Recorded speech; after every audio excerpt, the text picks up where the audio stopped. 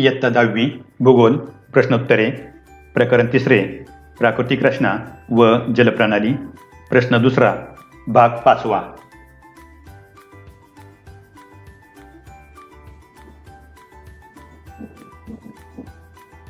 प्रश्न वेगळा घटक ओळखा.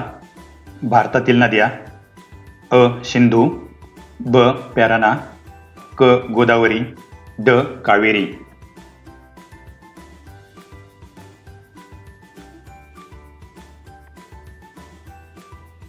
प्रश्नामध्ये 4 नद्या दिलेल्या आहेत. त्यातील एक भारतातील नदी नाही. ती शोधून आपल्याला वेगळा घटक म्हणून लिहायची आहे. पहिली सिंधू नदी दिलेली आहे. आपण सिंधू नदी पाहूया. या ठिकाणी मानसरोवराजवळ ही सिंधू नदी उगम पावते आणि पुढे जम्मू काश्मीर राज्यातून पाकिस्तानमध्ये प्रवेश करून अरबी समुद्रात जाऊन मिळते. म्हणजेच सिंधू ही भारतातील नदी आहे. दुसरी नदी दिलेली आहे पॅराना. पॅराना नदीचा जर विचार केला तर पॅराना ही नदी भारतातील नदी नाही आहे. ती ब्राझीलमधील नदी आहे. म्हणजेच या प्रश्नातील ब. पॅराना हा वेगळा घटक आहे. त्याच पद्धतीने आपण गोदावरी आणि कावेरी या दोन्ही नद्या पाहूया. जरी या दोन्ही नद्या वेगळ्या घटक नसल्या तरी आपण आपल्या सरावासाठी पाहू. गोदावरी त्र्यंबकेश्वर येथे उगम पावते आणि पूर्वेकडे वाहत जाऊन अरबी समुद्राला मिळते. चौथी नदी दिलेली आहे कावेरी. ब्रह्मगिरी या ठिकाणी उगम पावते आणि पुढे बंगालच्या उपसागराला जाऊन मिळते. म्हणजेच या गटातील ब. पॅराना हा वेगळा घटक आहे. आता आपण उत्तर लिहू.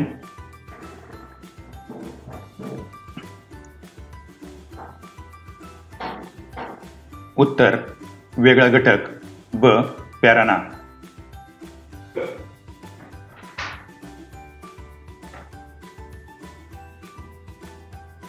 प्रश्न वेगळा घटक ओळखा. गंगा नदीच्या उपनद्या: अ. यमुना, ब. घागरा, क. कोशी, ड. झेलम.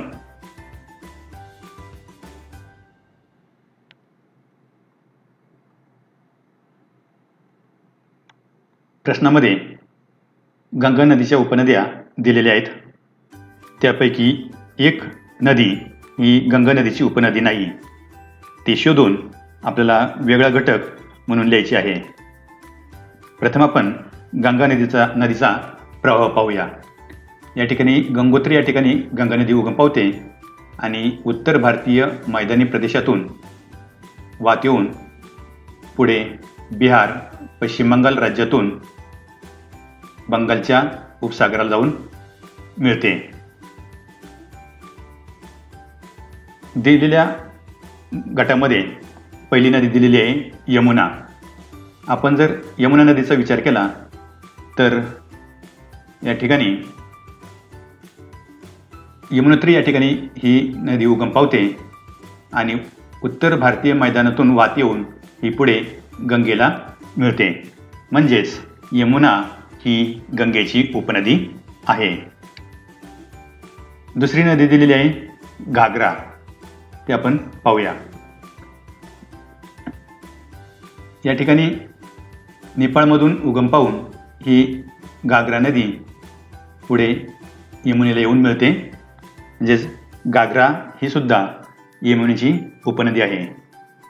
तिसरी नदी दिलेली आहे कोशी. कोशीसुद्धा या ठिकाणी उत्तरेकडून वाहत येऊन नेपाळमध्ये उगम पावते आणि उत्तरेकडून वाहत येऊन ती उत्तरेकडून गंगेला मिळते. म्हणजेच कोशीसुद्धा गंगेची उपनदी आहे. चौथी नदी दिलेली आहे झेलम. आपण झेलम नदीचा जर विचार केला तर या ठिकाणी उलर सरोवराजवळ ही झेलम नदी उगम पावते आणि पुढे चिनाब नदीला येऊन मिळते. म्हणजे झेलम ही चिनाब नदीची उपनदी आहे, गंगेची उपनदी नाही. म्हणून या प्रश्नातील ड. झेलम हा वेगळा घटक आहे. आता आपण उत्तर लिहू.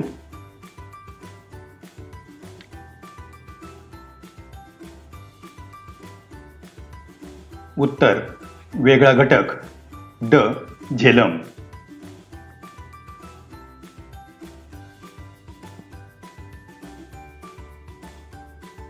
प्रश्न वेगळा घटक ओळखा.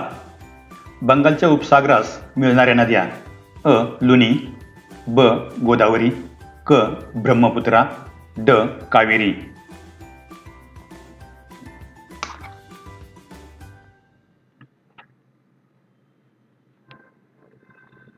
प्रश्नामध्ये आपल्याला बंगालच्या उपसागरास मिळणाऱ्या नद्या दिलेल्या आहेत.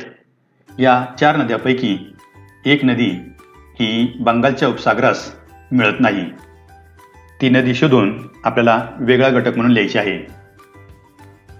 पहिली नदी दिलेली आहे लुनी नदी. आपण नकाशामध्ये लुनी नदी पाहूया. या ठिकाणी लुनी नदी उगम पाहून दक्षिणेकडे वाहत येऊन जे कच्छचे आखात आहे, या कच्छच्या आखातात येऊन मिळते. म्हणजेच लुनी नदी ही बंगालच्या उपसागरास मिळत नाही. म्हणून या प्रश्नातील लुनी हा वेगळा घटक आहे. तरी आपण इतर 3 नद्या तपासूया. गोदावरी त्र्यंबकेश्वर या ठिकाणी उगम पावते आणि पूर्वेकडे वाहत जाऊन ही बंगालच्या उपसागराला मिळते. म्हणजेच गोदावरी ही बंगालच्या उपसागरास मिळणारी नदी आहे. तिसरी नदी दिलेली आहे ब्रह्मपुत्रा.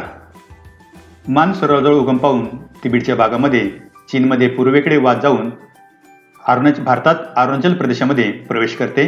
नंतर आसाममधून ती बांगलादेशामध्ये प्रवेश करून बंगालच्या उपसागराला मिळते. म्हणजेच ब्रह्मपुत्रा ही नदीसुद्धा बंगालच्या उपसागरास मिळते. चौथी नदी दिलेली आहे कावेरी.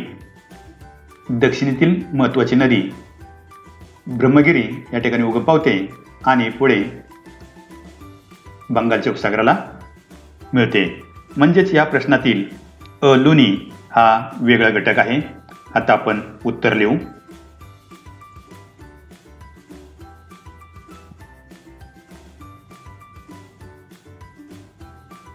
उत्तर वेगळा घटक अ लुनी.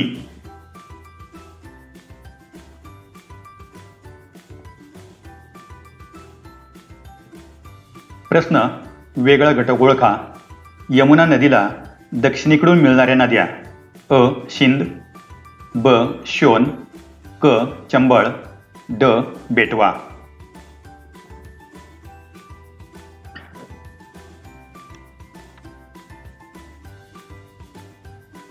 प्रश्नामध्ये आपल्याला यमुना नदीला दक्षिणेकडून येऊन मिळणाऱ्या नद्या दिलेल्या आहेत. त्यापैकी एक नदी ही यमुना नदीला दक्षिणेकडून येऊन मिळत नाही. ती शोधून आपल्याला वेगळा घटक म्हणून लिहायची आहे. प्रथम आपण यमुना नदी किंवा तिचा प्रवाह हा पाहूया.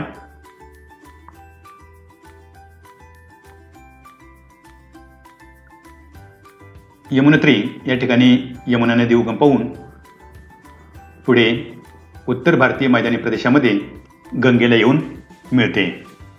तिच्या प्रवाहामध्ये तिला अनेक नद्या येऊन मिळतात. प्रश्नामध्ये दिलेली पहिली नदी आहे सिंध.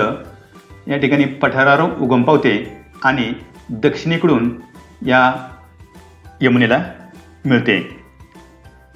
नंतर दुसरी नदी दिलेली आहे श्योन नदी. अमरकंटकच्या उत्तरेच्या बाजूला ही श्योन नदी उगम पावते आणि ती या गंगा नदीला येऊन मिळते. म्हणजेच श्योन ही गंगा नदीची उपनदी आहे, यमुना नदीची उपनदी नाही आणि ती या गंगेला येऊन मिळत नाही. म्हणजेच या प्रश्नातील ब. श्योन हा वेगळा घटक आहे. दुसऱ्या नद्या तपासून पाहूया. चेंबळ चेंबळसुद्धा पठारावर उगम पावते आणि दक्षिणेकडून या यमुनेला मिळते. बेटवासुद्धा पठारी प्रदेशामध्ये उगम पावते आणि पुढे दक्षिणेला यमुनेला जाऊन मिळते. आता आपण उत्तर लिहू.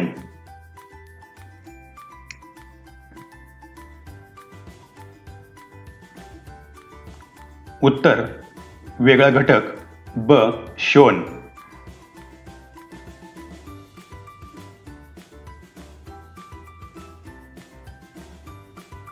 प्रश्न वेगळा घटक ओळखा. मान सरोवराजवळ उगम पावणाऱ्या नद्या. अ सिंधू, ब सतलज, क झेलम, ड ब्रह्मपुत्रा.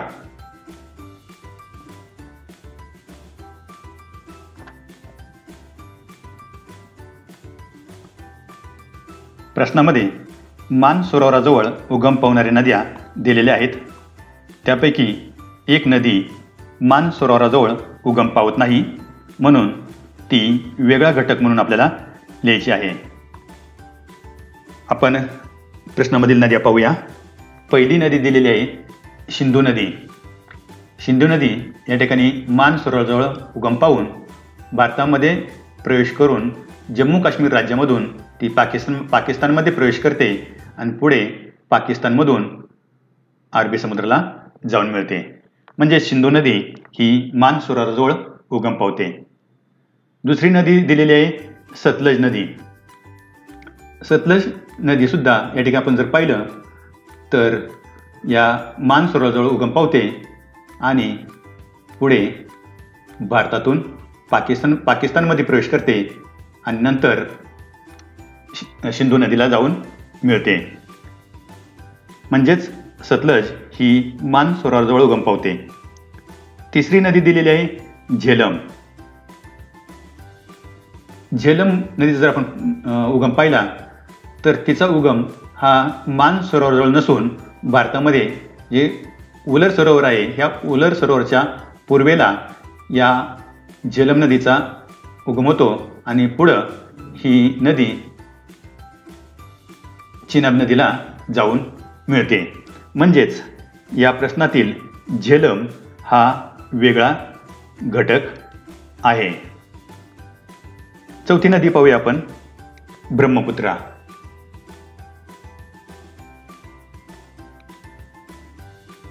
ब्रह्मपुत्रा या तिबेट भागामध्ये मान सरोवराजवळ उगम पावते आणि पुढे चीनमधून पूर्वेकडे वाद जाऊन भारतामध्ये अरुणाचल प्रदेशामधून प्रवेश करून आसाम राज्यातून ती पुढे बांगलादेशामध्ये प्रवेश करते आणि बंगालच्या उपसागराला जाऊन मिळते.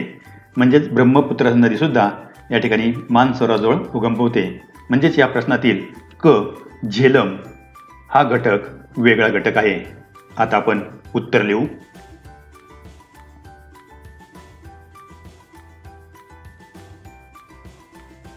उत्तर वेगळा घटक क झेलम.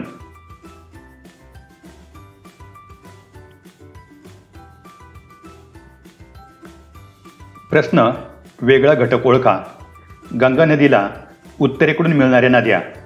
अ घागरा, ब गंडकी, क कोशी, ड शोण.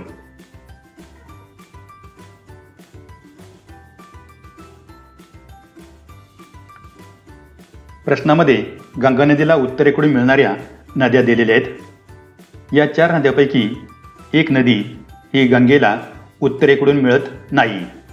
ती शोधून वेगळा घटक म्हणून लिहायची आहे. पहिली नदी दिलेली आहे घागरा.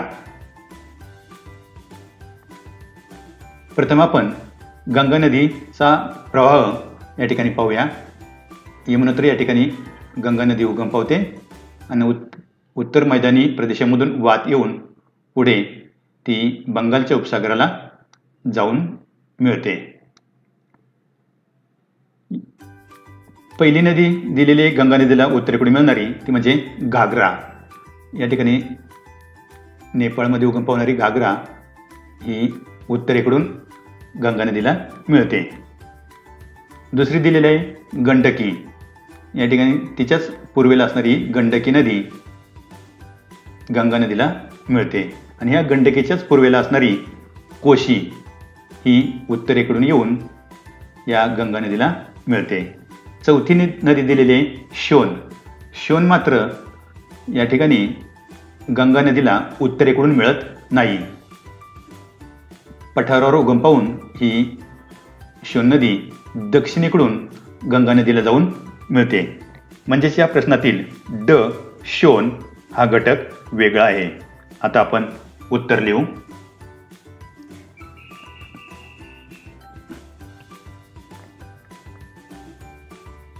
उत्तर वेगळा घटक ड शोण.